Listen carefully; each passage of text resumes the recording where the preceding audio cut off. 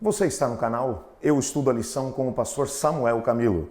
Hoje é sábado, dia 26 de fevereiro de 2022 e estamos introduzindo a lição de número 10 do nosso trimestre, cujo tema será O Caminho através do Véu. O texto que serve como base para o nosso estudo da semana encontra-se em Hebreus capítulo 9, verso 24, que diz assim: Cristo não entrou em santuário feito por mãos humanas, figura do verdadeiro santuário, porém no próprio céu, para comparecer agora por nós diante de Deus.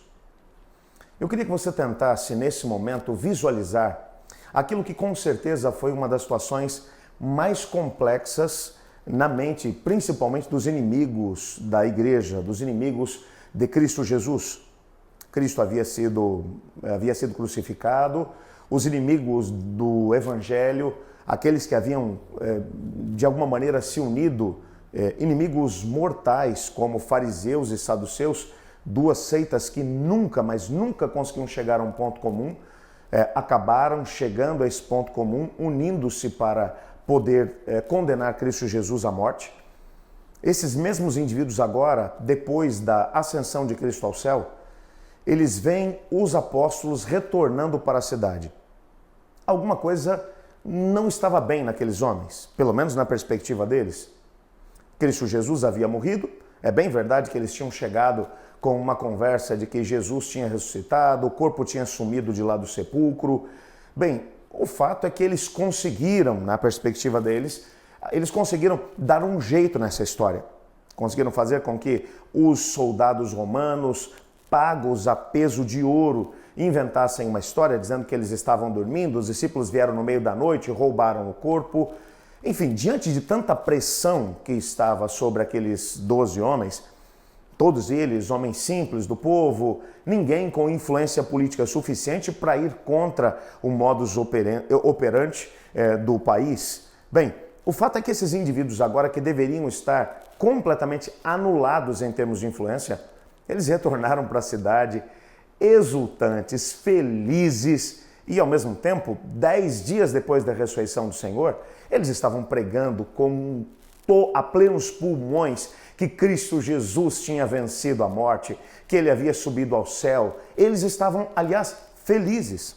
O livro de Atos vai mencionar para a gente que pouquíssimo tempo depois da ascensão de Jesus ao céu, eles chegaram até a começar um processo de perseguição aos apóstolos.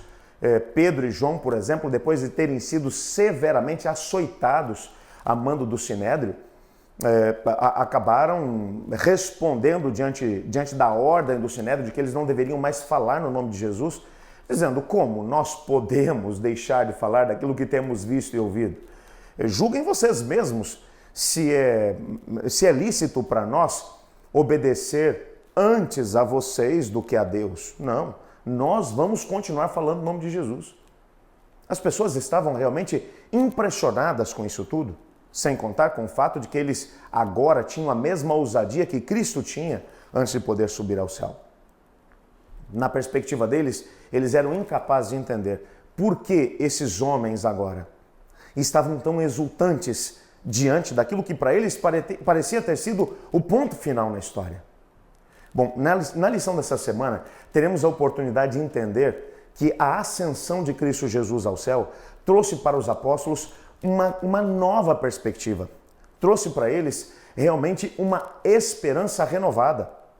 Porque Cristo foi ao céu, uma grande quantidade de promessas que ele havia feito agora estavam à nossa disposição. Isso fez com que eles tivessem agora uma grande alegria e uma fé inabalável. Fé essa, aliás, que fez com que eles continuassem fiéis a Jesus até a morte. Por quê? Eles, na verdade, desenvolveram esse sentimento de alegria e de exultação com a ascensão de Jesus ao céu. Que promessas foram desencadeadas pelo fato de Cristo ter subido ao céu? Na lição dessa semana, vamos compreender alguns desses aspectos. Ore comigo. Muito obrigado, Senhor Deus, por Tua palavra e porque nela descobrimos que temos razões para nos alegrar pelo fato de que Cristo venceu a morte e subiu ao céu e intercede por nós.